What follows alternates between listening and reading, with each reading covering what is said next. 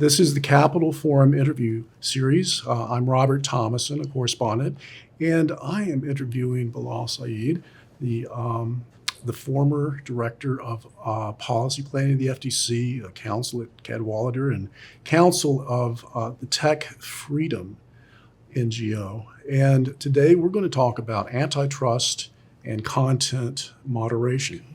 So thank you very much for joining us today. It's my honor to interview you years in a row. No, thank you for having me here. Thank you for having me here. I love doing this. Very I love good. doing these. Very good. And they're great. I looked at the whole series Good. last year. Good. Thank you for that. Speaking of last year, in November, you edited some very good articles on the topic of content moderation. And one of them spoke about the red line between the First Amendment and the antitrust issues involved in content moderation. Can you go over what you see as the main tension between those two interests and what you think the red line might be? So I think it's pretty straightforward in a sense if you spend the time with the cases. And I was lucky with that collection of papers to have a good group of authors who knew either or both the First Amendment and antitrust law. And the particular paper you mentioned about sort of the red line between conduct that could be reached by the antitrust laws and expression that could not be reached by the antitrust laws was done by my colleague Baron Zoka, and he's probably one of the preeminent people on the First Amendment writing now about this issue. So with that, sort of setting a little bit of stage, the difference is exactly what I said, which is that antitrust law can be used to prohibit conduct, but even engaged in by firms with First Amendment rights, right? Like newspapers cannot engage in anti-competitive conduct and rely on the First Amendment to protect that, right? Their conduct, let's say in the famous case, Associated Press, Lorraine Journal, the two separate cases, focused on conduct that had the effect or potential effect of excluding competitors from an antitrust market. But what the case law does not let you do, does not let the government do, is use the antitrust laws to evaluate the content of what is published, right? And that includes sort of the editorial function, right, of what you print, what you don't print, who you offer a platform to, right? That is expressive conduct, right. And the Supreme Court's been very clear that you can't regulate expressive conduct by calling it, in our case, an antitrust violation. So that's the red line: conduct versus expression. The antitrust laws reach conduct. They don't reach claims based on expression or selection of views or amount of views or quality of views. That's the difference.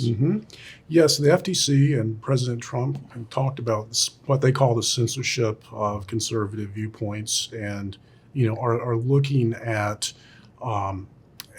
ways of ending it, what they call censorship, through pressure on platforms and social media, and in the papers and other places, people regard that as a type of expressive conduct, as editorial judgment.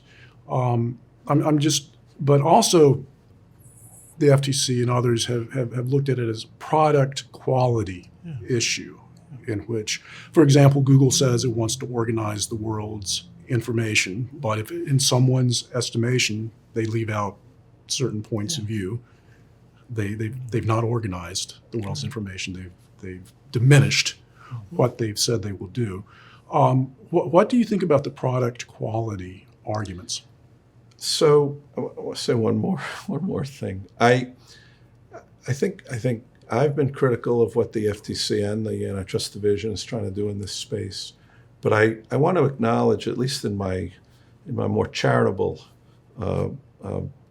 perspective, that they are trying. They may be trying to do it on the merits, right? Because it is easy to think that this is a quality argument, and antitrust evaluates quality.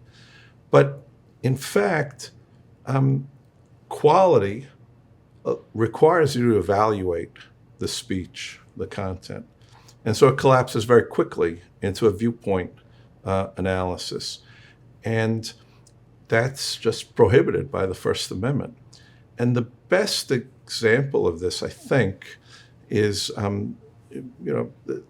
the DOJ has made this argument in a statement of interest that filed in the children's health case. This, and they start out by laying a foundation that the antitrust laws protect not only price competition but quality competition and innovation, right? And thus suggesting this is, within the scope of the antitrust laws. But if you read that statement of interest, and you don't even have to read it closely, there are about a dozen and a half references to viewpoint, right? And that is clearly a First Amendment term and an issue. So, like I said, I do believe people are concerned about this issue for maybe the right reason. But antitrust law just doesn't let you get there. Right? In my less charitable moments, I do think it's a sort of a political issue, in that it's an issue of importance to the president, important to the conservative base. But I want to acknowledge that, honestly, before Barron's paper and another paper in the journal, people had not really addressed this distinction under the antitrust laws, right? I mean, we know from a few years ago, the Moody versus NetChoice case, Supreme Court said the government doesn't get to determine content, right? Doesn't get to say you have to do more of something. You have to give a platform to somebody or some view. But Barron's paper and Jonathan Massey's paper both reflect strong knowledge of the First Amendment and the antitrust law. And they made clear the distinction here between conduct and expression. And antitrust law regulates or prohibits, reaches conduct. It does not reach questions of expression. And, that's a core distinction that conservatives, as well as liberals, recognized. And I think hopefully this will pass quickly. Okay, well, I was going to ask about that because early on, the FTC put out a request for comments on this very issue, and I was going through some of the comments. Antitrust only came up 11 times in all the, in all the comments.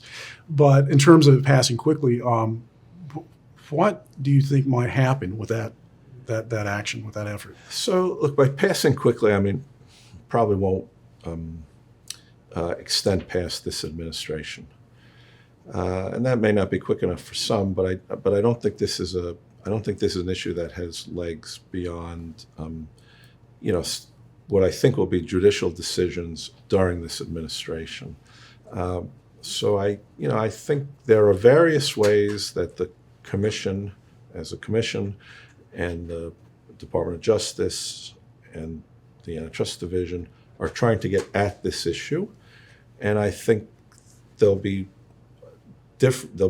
judicial decisions in each sort of category of classes, and I think they will both make clear what the law is, and maybe with a few questions in a few areas, they'll help either clarify it or remind people of what Well- where the distinction is. Well, in terms of clarity, I think the articles were very clear. I've downloaded them and I put them in a reference library. So I thank you very much for going over them with us, and I thank you for appearing with us. Okay, you're welcome. You're welcome. I'd say it's a joy to be here, and it was a real joy to put that group of articles together because all the authors were respectful of my comments to say, we got to make this clearer, right? Because people are kind of sloppy in their choice of which side of the issue they're on. So I really credit the authors for working hard and being amenable to my